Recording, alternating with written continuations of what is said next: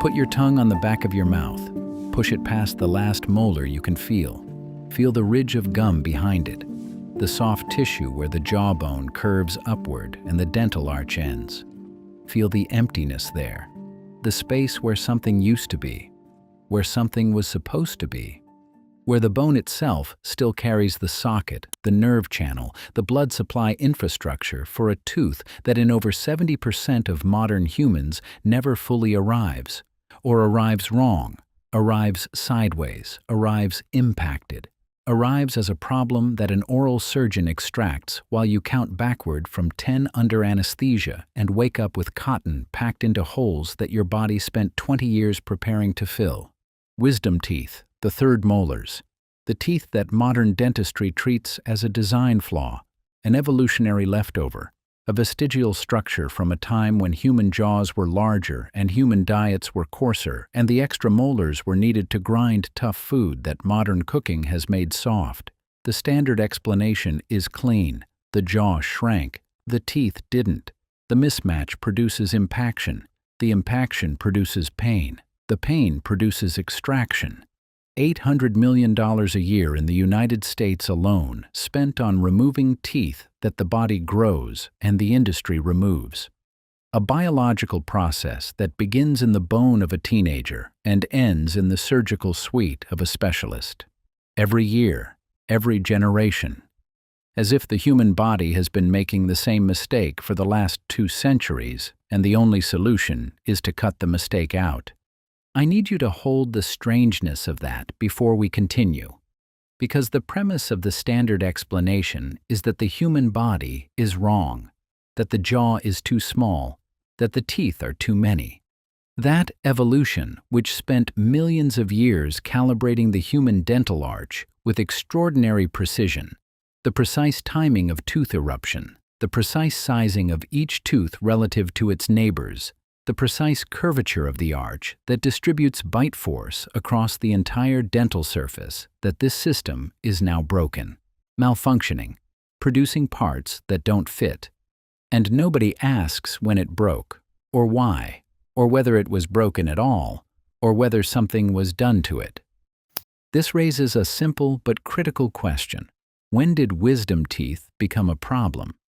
The deeper I went into the dental and archaeological record, the more I found that the answer to this question is specific, documentable, and devastating to the standard explanation.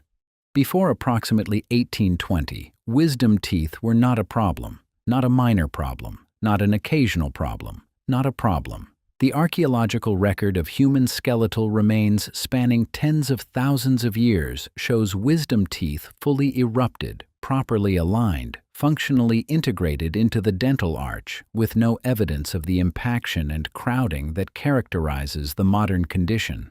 Skulls from every period of human history, from Paleolithic hunter-gatherers to Neolithic farmers to Bronze Age warriors to medieval peasants, show 32 teeth, including 4 fully erupted third molars sitting in jaws that had room for all of them. Pull up the dental anthropology research yourself. The studies are published. The measurements are precise. Pre-modern human jaws are consistently larger than modern human jaws, not slightly larger, significantly larger. The dental arch is wider, the mandible is more robust, the maxilla is more developed, and the third molars sit comfortably in the arch, fully erupted, fully functional, wearing down alongside the other teeth in patterns that indicate normal use over a full lifetime. Now, pull up the same measurements for modern populations. The jaws are smaller, the arches are narrower, the third molars are impacted. The teeth that had room for 250,000 years suddenly don't have room. Within the span of roughly 200 years, the human jaw changed so dramatically that a tooth that had erupted normally for the entire history of the species became a pathology requiring surgical intervention in the majority of the population. the silence was deafening, because here's what the standard explanation requires you to believe.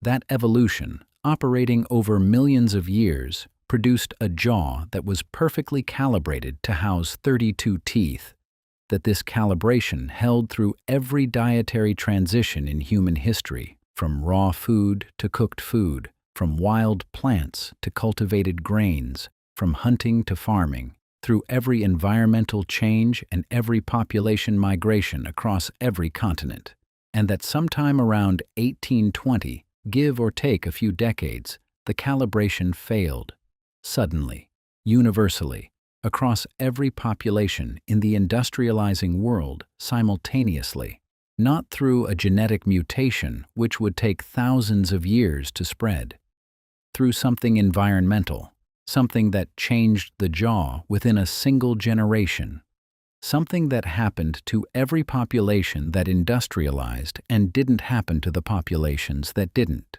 as if they were following instructions they didn't fully understand. The deeper I went, the more the timeline narrowed, and the more it narrowed, the more it pointed at something specific, not a gradual dietary transition, not the slow softening of the human diet over millennia of cooking and agriculture. A specific change, a change that occurred in the early 1800s, a change that affected the jaw during the critical developmental period when the bones of the face are growing and the dental arch is forming, a change that, within a single generation, produced jaws too small for the teeth they were genetically programmed to produce. The change was flour. Specifically, the transition from stone-ground whole grain flour to industrially milled white flour, a transition that began in the early 1800s with the development of steel roller mills, and that was effectively complete across the industrialized world by the mid-1800s. The transition changed not just the nutritional content of bread, the staple food of the Western world, but its physical properties.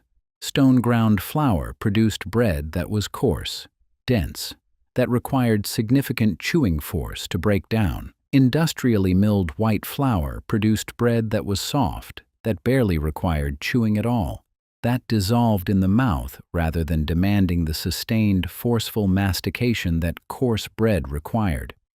And here's what the developmental biology shows.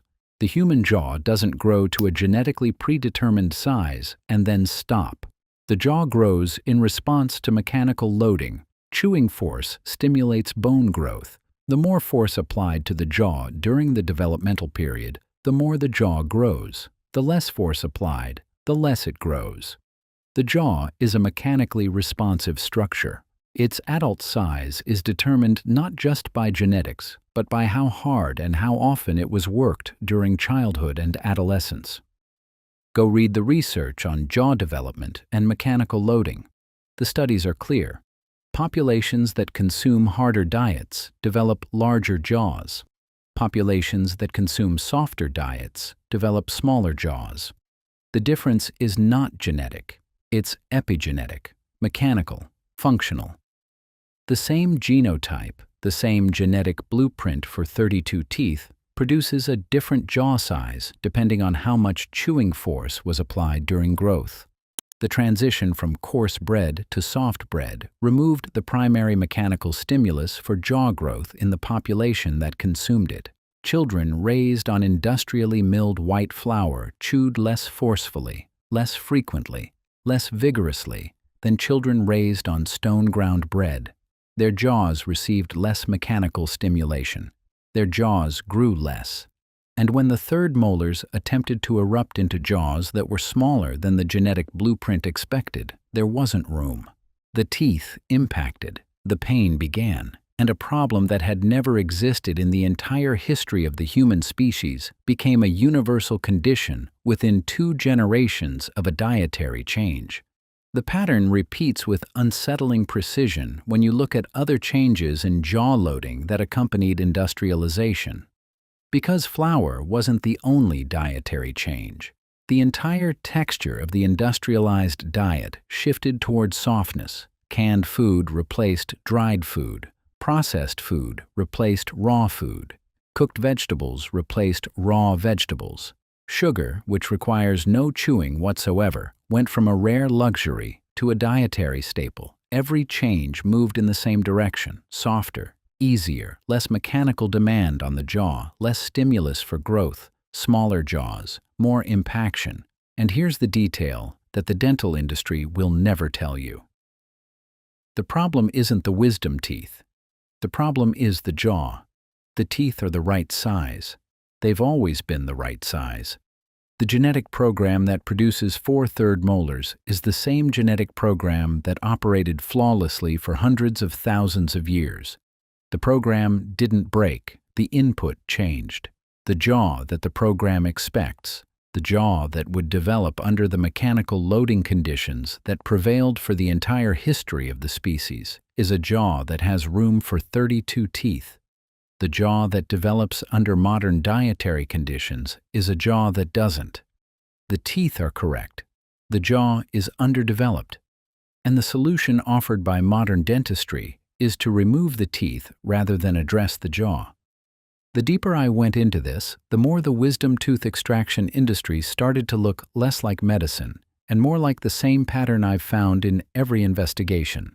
A natural system is disrupted by an industrial change. The disruption produces a symptom. The symptom is treated as a disease. The disease is addressed not by correcting the disruption, but by managing the symptom with an intervention that generates revenue. The industrial flower produced the small jaw. The small jaw produced the impacted tooth. The impacted tooth produced the extraction industry. The extraction industry generates $800 million a year. And nobody addresses the flower. Here's where the thread connects to something broader, because the wisdom tooth isn't the only dental problem that appeared after the dietary transition of the early 1800s. Dental crowding, malocclusion, crooked teeth that require orthodontic correction.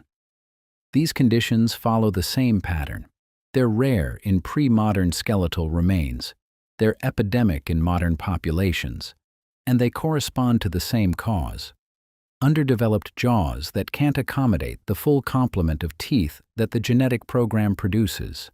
Pull up photographs of pre-modern skulls. Look at the dental arches, straight, wide, room for every tooth. Now look at the dental casts in any modern orthodontist's office: crowded, narrow, teeth overlapping, rotating, impacting.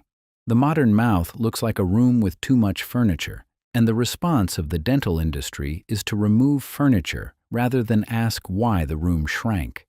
The orthodontic industry in the United States generates over $15 billion annually. Braces, aligners, retainers, palatal expanders, surgical interventions, an entire industry built on correcting dental crowding that didn't exist before the industrial diet created it. $15 billion a year treating a condition that is caused by soft food and that could be prevented by hard food. But prevention doesn't generate revenue.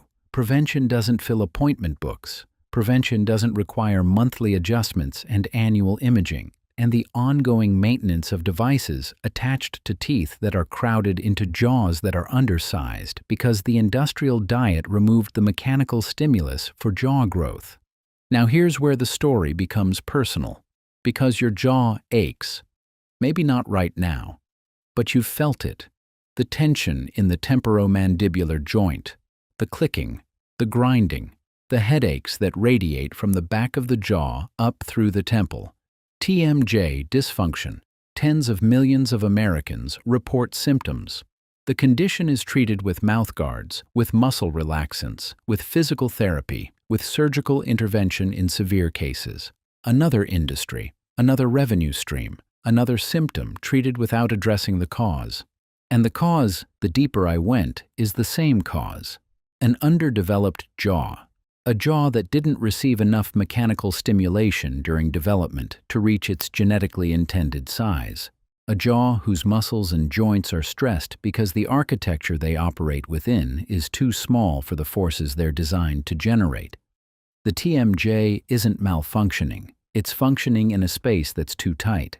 The muscles aren't dysfunctional. They're constrained by bone that didn't grow enough because the food was too soft. Your jaw aches because your jaw is too small. Your jaw is too small because your food was too soft. Your food was too soft because in the early 1800s, steel roller mills replaced stone grinding, and the bread that had built human jaws for 10,000 years of agricultural civilization was replaced by a product so soft that the jaw muscles of every child who grew up eating it received insufficient stimulus to drive normal bone development. I'm not telling you to stop eating bread. I'm not telling you to chew rocks.